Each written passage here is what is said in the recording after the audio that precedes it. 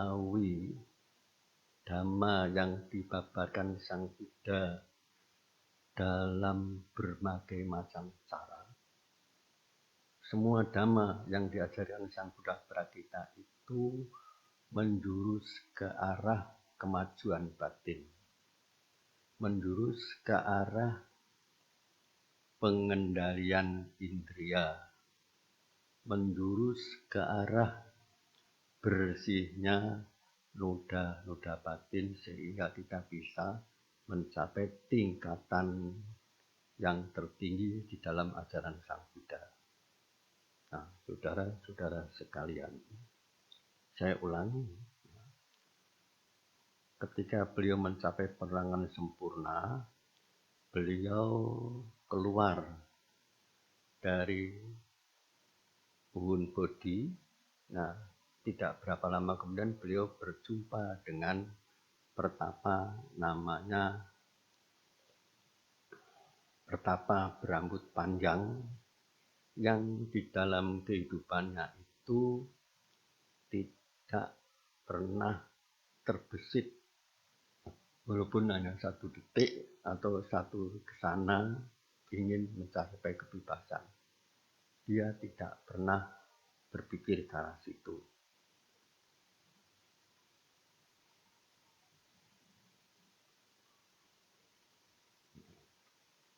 Karena tidak pernah berpikir ke arah situ, pertapa itu hanya tersenyum mendengar sabda Sang Buddha.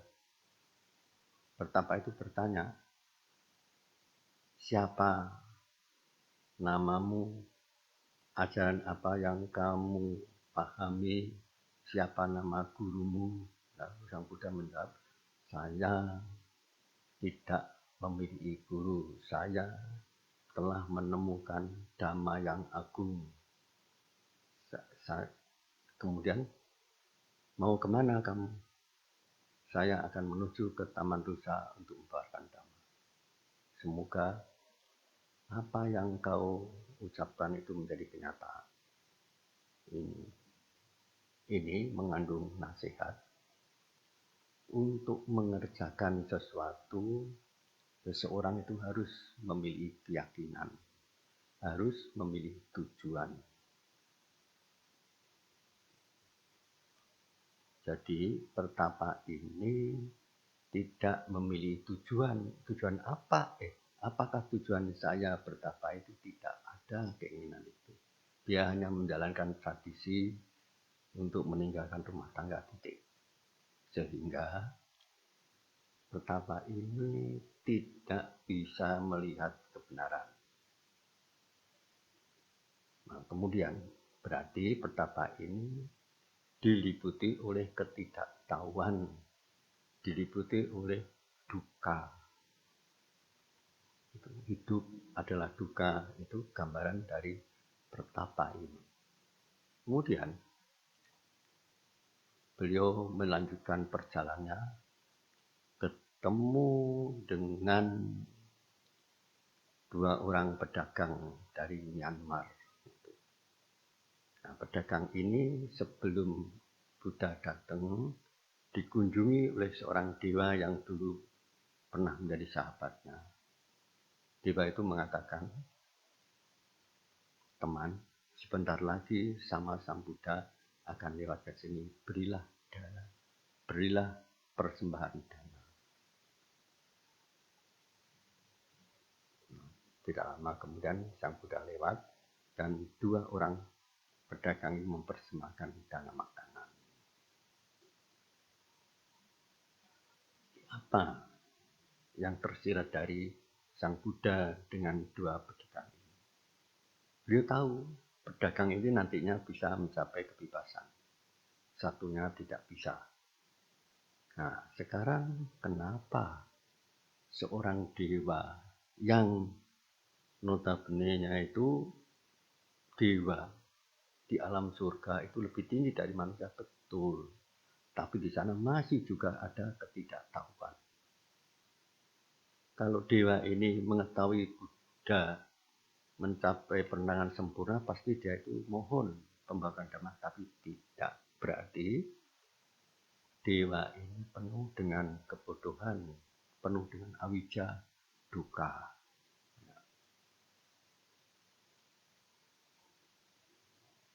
Lalu beliau melanjutkan perjalanan sampai ke Taman Rusa. Di situ tidak mudah Sang Begawa menundukkan 5 orang pertapa ini.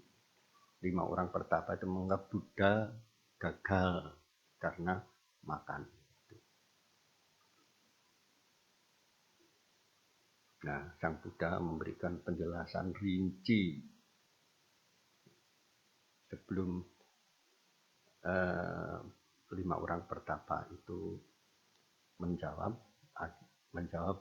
menyangka penerangan sempurna Sang Buddha.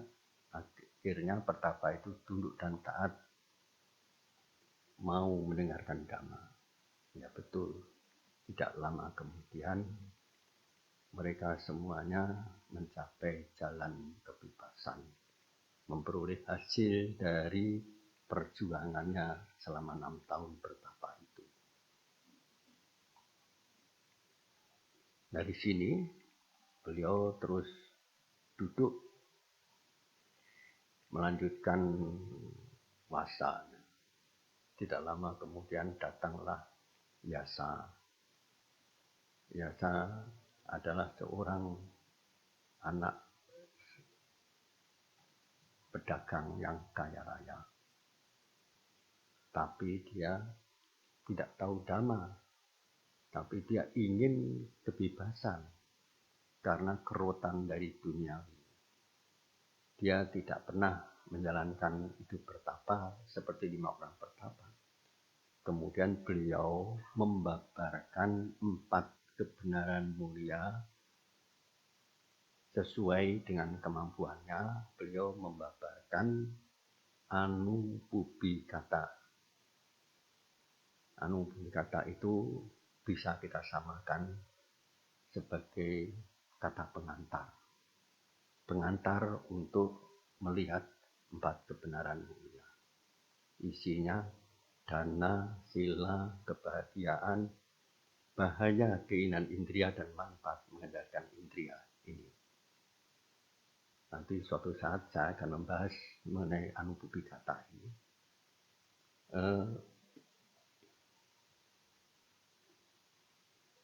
Tidak lama kemudian Yasa mencapai tingkatan pertama, kesucian. Sang Buddha tahu sebentar lagi ayahnya datang bertanya di mana Yasa.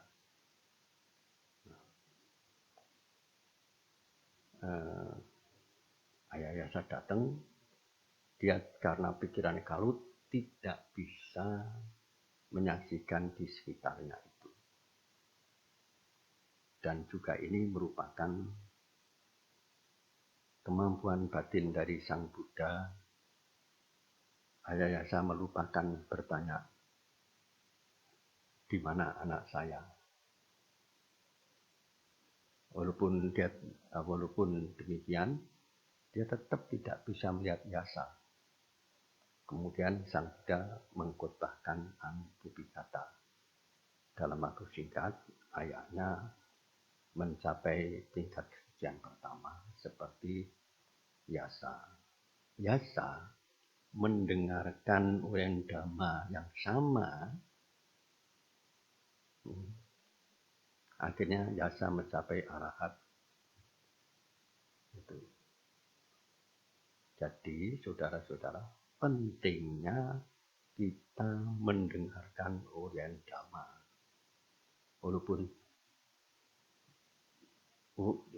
diuraikan, tapi kalau kita mendengarkan dengan sungguh-sungguh akan mendapatkan manfaatnya. Apakah manfaat dari mendengarkan uraian Dhamma? 1. Kalau saudara mendengarkan uraian Dhamma dengan sungguh-sungguh, saudara akan menemukan hasil pengetahuan saudara bertambah. Oh, Dhamma Sang Buddha itu demikian ini. empat kebenaran mulia itu demikian ini. Kemudian suatu saat saudara mendengarkan uraian dhamma yang hampir sama disampaikan oleh pandita atau biku yang lain, nah, berarti saudara mendengarkan dhamma lebih jelas lagi. Jadi dengan seringnya mendengarkan uraian dhamma itu akan menghasilkan pengetahuan yang luas.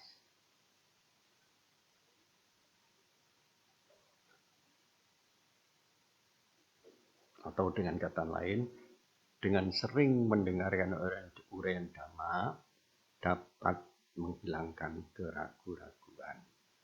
Dengan meredanya keraguan-raguan terhadap dhamma akan disusul dengan keyakinan sadar itu. Dengan mendengarkan uraian dhamma dengan sungguh-sungguh bisa mencapai kebebasan. Contohnya 5 orang pertapa, banyak sekali siswa-siswa Sang Buddha datang dengan mendengarkan uraian dhamma 1 kata, 2 kata bisa mencapai kebebasan. Ini di samping karma baiknya juga karena mendengarkan dhamma dengan sungguh-sungguh. Nah, sekarang Sang Buddha keluar lagi menuju ke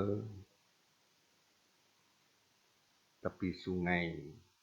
Di situ terdapat 3 orang pertapa yang namanya Kasapa, 3 orang Kasapa bersaudara.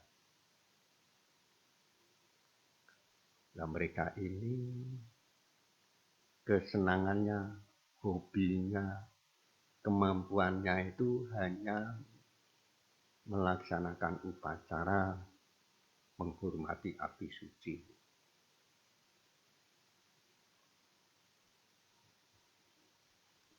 Sang Buddha tahu, karena di zaman dahulu, jauh ketika beliau menjadi bodhisattva, pernah menjalankan penghormatan api ini. Jadi beliau memiliki pengalaman yang luas. Gitu. Itu ceritanya. Nah ini, begitu bodhisattva ini lahir, ya, ayahnya berkata, istriku, peliharalah api di depan ini. Nanti kalau anak kita sudah besar, berilah api ini agar supaya dia melanjutkan bertapa tradisi agama kita. Ya, suamiku. Nah ini, suami, istri yang taat sama suami. Dia mengandung 9 bulan. Anaknya lahir, ditinggal suami. Biasanya, kalau dewasa ini ya rame. Tapi di situ istrinya mendorong suaminya pergi bertapa. Ini perbedaan kehidupan rumah tangga di zaman dahulu dan sekarang. Kalau zaman sekarang suaminya pergi 2 hari, rame. Tapi zaman dulu, suami ingin bertapa, didorong oleh istrinya. Nah, setelah bodhisattva besar, ditanya, anakku, ayahmu berpesan, nanti kalau besar, umur 16 tahun, kamu bawalah api ini ke hutan menyusul ayahmu. Tidak, Bu, saya kepingin menjadi petani yang kaya raya. Nah, kalau begitu, harta kekayaan dari keturunan bapakmu itu sekian, harta kekayaan dari keturunan ibu itu sekian, bawalah kamu belajar menuntut ilmu di perguruan ini.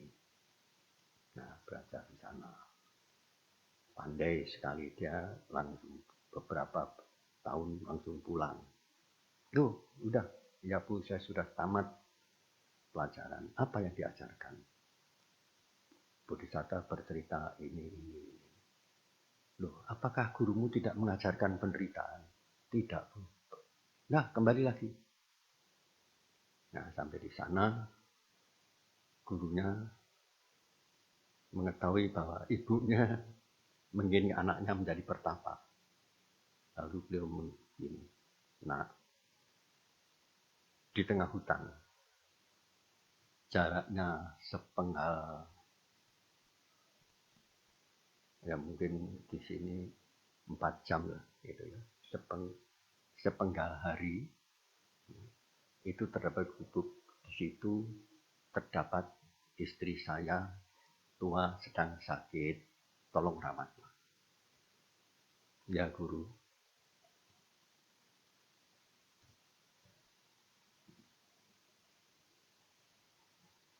Nah, sambil merawat, kamu rayu.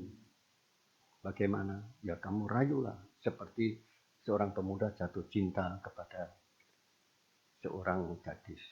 Guru, itu adalah istri guru. Ya, kamu harus nurut. Nah, pergi ke sana. Nah, tiap pagi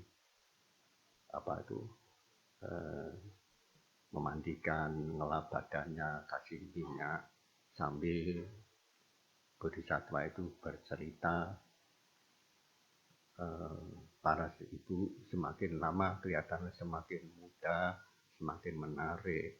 Seandainya guru itu muda, cantiknya banyak pemuda yang tergila-gila, begitu kira-kiranya. Itu syairnya sangat panjang sekali, indah sekali syairnya. Bodhisattva merangkai mencintai istri gurunya itu. Kemudian suatu saat istrinya itu, nak, apakah benar kamu mencintai saya? Ya Bu, mari kita lari. Oh tidak Bu, ibu kan istrinya guru saya. Oh kalau bagaimana kalau suami saya bunuh, kamu mau? Nah udah, jalannya sudah tidak lurus lagi, bongkok, tua, ompong. Nah ini istrinya, ini Bu, peganglah tali ini menjurus ke pertapaan. Ya, dia berusaha mendatangi guru. Guru, sebentar lagi istri guru akan datang dan membunuh. Ya, enggak apa-apa. Lalu gurunya itu mengambil sepotong kayu, ditutupi kain, bilangkan saya tidur nyenyak. Ya nanti. Nah, bersama sembunyi. Ya, sampai di depan pintu ada kapak yang sudah disediakan. Dia mengayun kapaknya untuk memenggal lehernya. Begitu kapak itu menuju ke leher, karena itu kayu, terkejut, istrinya langsung meninggal. Lalu gurunya keluar dari sembunyian, nak, kamu lulus. Lulus, oh ya, pulang. Nah, begitu sampai di rumah, kondisinya kira-kira ya seperti jam 12 jam 1 begitu. Bodhisatta langsung beres-beres api itu mau dibawa ke hutan. Nah, sebelum pergi ke hutan,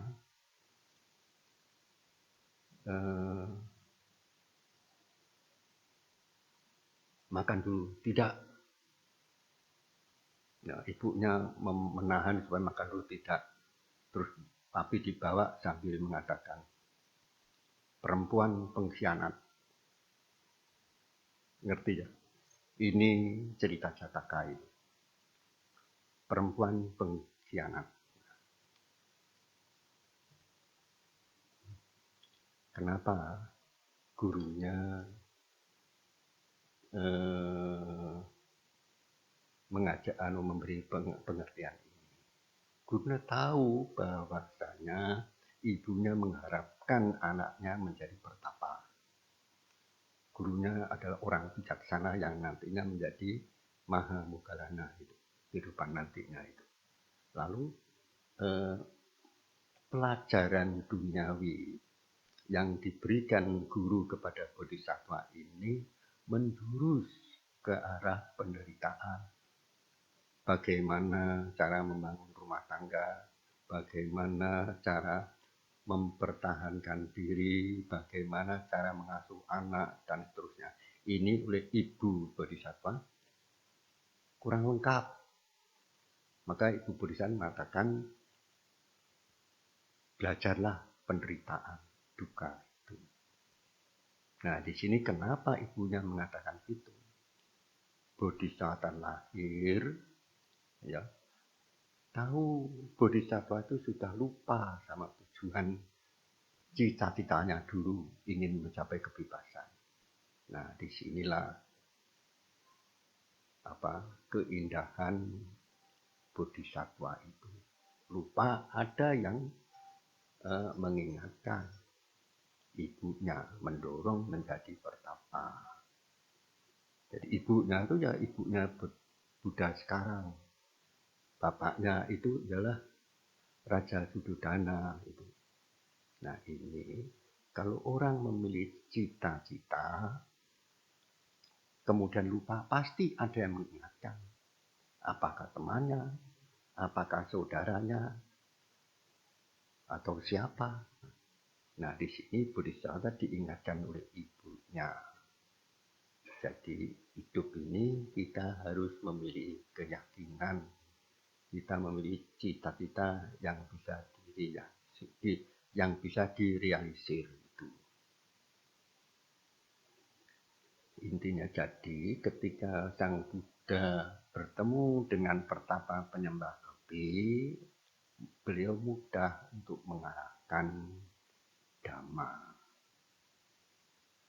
Sehingga pertapa yang dikenal sangat disiplinnya tinggi, mudah terpengaruh dan menjadi siswa Sang Buddha. Ini. Nah, kemudian saudara-saudara, apakah ada ajaran Sang Buddha untuk rumah tangga? Ada. Itu namanya Sutta Jidalowada Sutta. Apakah ada ajaran Sang Buddha untuk petani? Ada untuk petani. Itu namanya sutanya Kasih Barat Wajah Sutta. Itu untuk petani. Apakah ada sutta yang berurusan dengan peternakan? Ada. Namanya Danya Sutta. Itu. Nah, ini sangat penting. Itu bagaimana caranya mempraktekkan 5 sila. Itu ada di situ.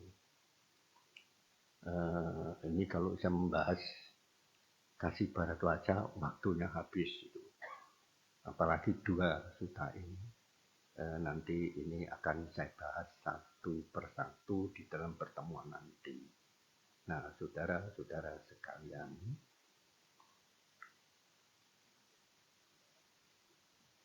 mendengarkan Dhamma pada saat tertentu, ya, itu sangat penting. Kita lihat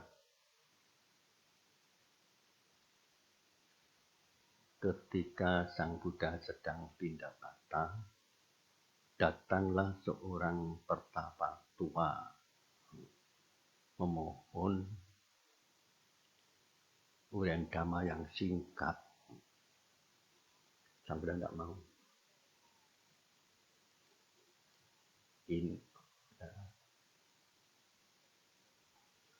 Ini bukan saatnya Sang Begawa membawakan Dhamma. Sang Begawa sedang pindapata. Tidak, Sang Begawa. Saya sangat mendesak sekali. Saya tidak memiliki waktu. Sang Buddha menolak. dia sangat itu. Lu bagaimana menurut pendapatmu? Kamu sudah tua datang ke sini, Sang Begawa sedang pindah patah, menginginkan dhamma yang singkat. Bagaimana kalau para siswa yang lainnya itu tidak, Sang Begawa, saya tidak memiliki waktu. Nah, karena dipaksa, Sang Buddha tahu sebentar lagi mati dia. Lalu Sang Buddha membabarkan dhamma. Lihatlah, cukup kamu melihat yang timbul dalam pikiranmu. Jangan memberikan komentar. Ya, cuma itu. Jadi di sini Sang Buddha mengajarkan duka. Lihatlah duka itu. Atau dengan lain, kamu renungan duka terus saja, nanti bebas. Betul. Saat selesai, dia namaskara pada Sang Buddha pergi. Tidak lama kemudian, ada sapi menerjang beliau dan mati.